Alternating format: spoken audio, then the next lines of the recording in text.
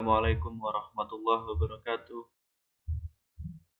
Selamat pagi. Hari ini kita akan membahas puisi. Karena materi sebelumnya itu tentang drama, kita skip prakteknya. Maka kita akan melanjutkan ke bab selanjutnya juga yang belum pernah kita bahas di semester 1. Harusnya ini masuk ke semester 1. Jadi kalau kalian mencari bab tentang puisi, kalian bisa buka LKS semester 1. Itu ada tentang teks puisi. Nah, kalau tentang teks puisi ini sendiri sama seperti drama, kita harus melakukan praktik. Tapi praktiknya bukan praktik secara langsung karena ini masih dalam kondisi pandemi, dan menurut saya puisi ini bisa dibuat praktek online. Jadi nanti kita akan prakteknya itu nanti akan online. Nanti akan saya beri contoh di akhir video, sekaligus itu juga untuk soal kalian. Itu contoh prakteknya, nanti kalian seperti itu. Baiklah, hari ini kita bahas sedikit dulu tentang puisi, ya, ciri-cirinya aja, terus kalian jawab soalnya. Puisi, ini ada puisi dari W.S. Rendra. Kalau kalian cari penyair yang bagus, itu ingat-ingat nama W.S. Rendra.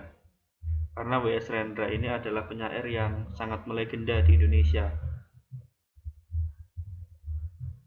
Lagu Seorang Gerilya ini akan menjadi teks untuk menjawab soal bagi yang offline.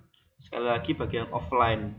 Yang online nanti soal kalian itu berdasarkan video, bukan dari teks ini. Ingat-ingat ya. Kalau yang offline itu pakai teks ini. Kalau yang online nanti pakai video. Langsung saya skip saja, langsung ke pengertian ya. Puisi adalah karya sastra hasil ungkapan, pemikiran, dan perasaan manusia yang bahasanya terikat oleh irama, mantra, rima, penyusunan lirik dan bait, serta penuh dengan makna. Sudah pernah kita singgung sedikit ya puisi waktu itu tentang puisi rakyat.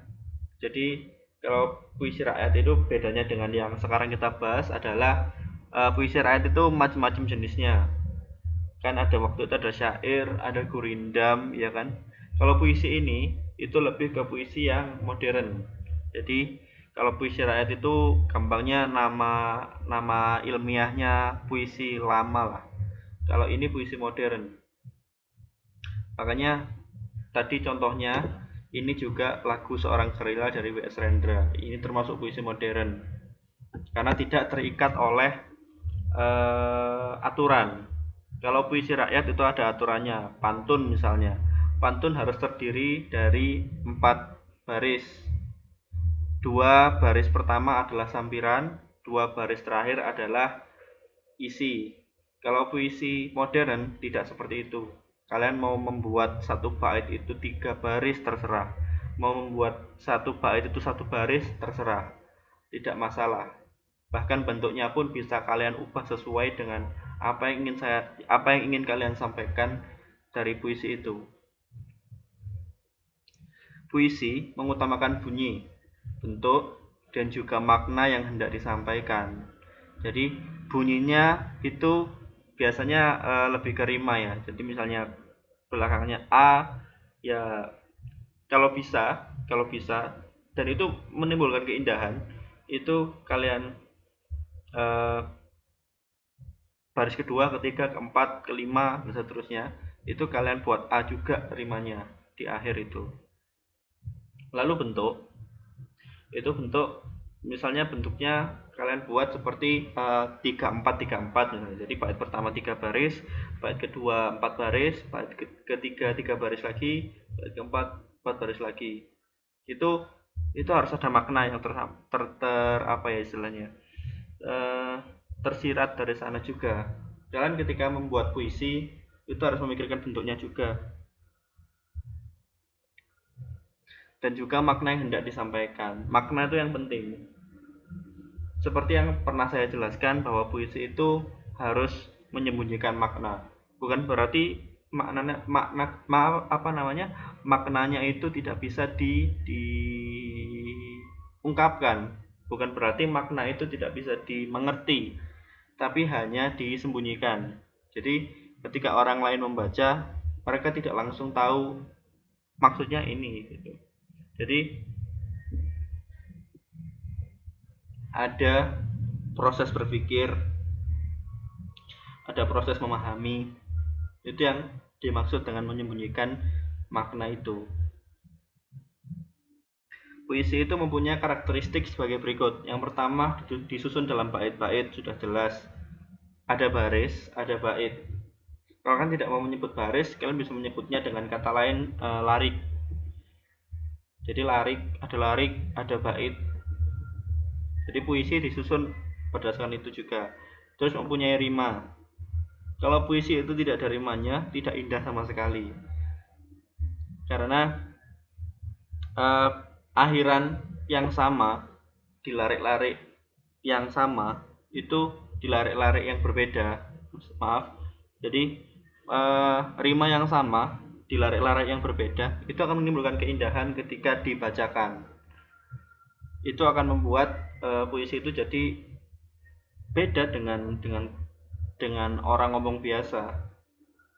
Penuh makna setiap kata ataupun kalimatnya. Kalian itu boleh memilih makna yang kalian sampaikan itu dari katanya atau dari utuh kalimatnya. Beda ya. Jadi kalau kata, misalnya ada kata sepatu. Sepatu yang dimaksud di dalam puisi itu belum tentu sepatu. Bisa jadi sepatu itu kan sepasang. Jadi kalau hilang satu, itu sepatunya akan tidak lengkap. Atau sepatu misalnya, sepatu itu kan sepasang. Tapi mereka bagaimanapun juga berbeda. Tidak bisa bersatu. Kalau kalian lihat sepatu, kalau kalian satukan pasti tidak bisa, karena satunya kanan, satunya kiri. Kalau benar-benar bisa disatukan, yaitu namanya sepatunya kiri semua atau kanan semua. Atau bisa maknanya dari kalimatnya. Kalimatnya misalnya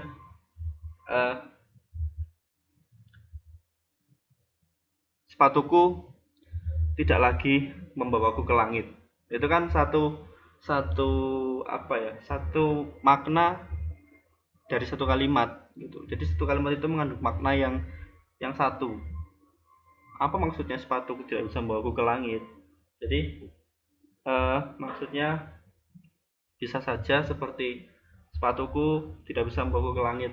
Sepatunya bisa diartikan sebagai alatnya atau hal yang bisa membuat dia berjalan.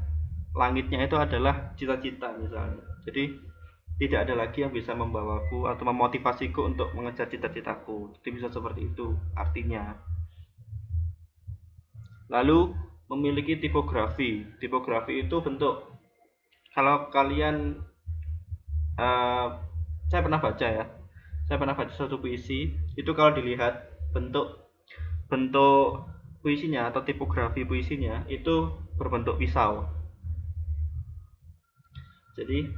Jadi membentuk gambar pisau.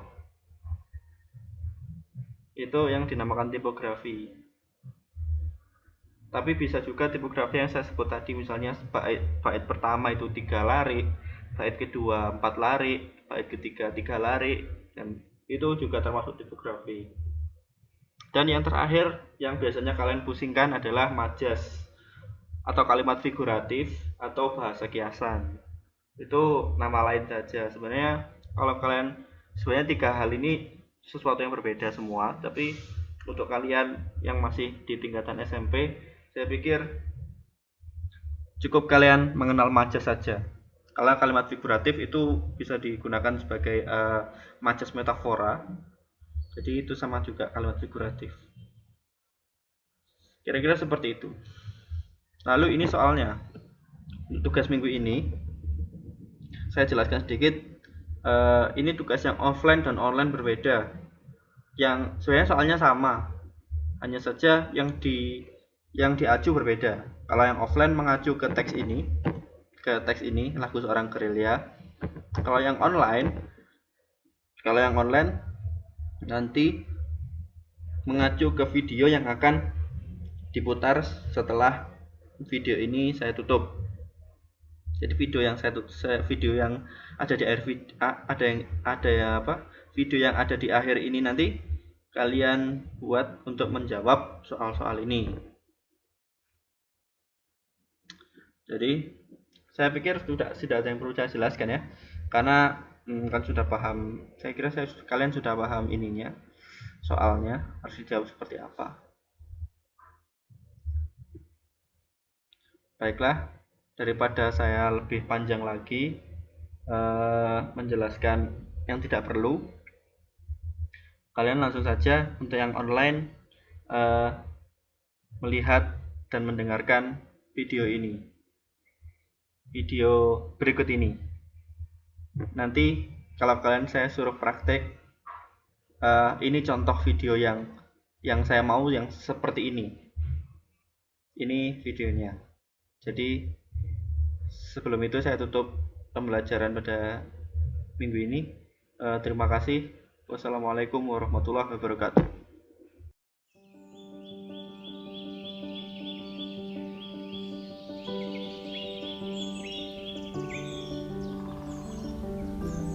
Tadi malam gunung diterpa hujan angin.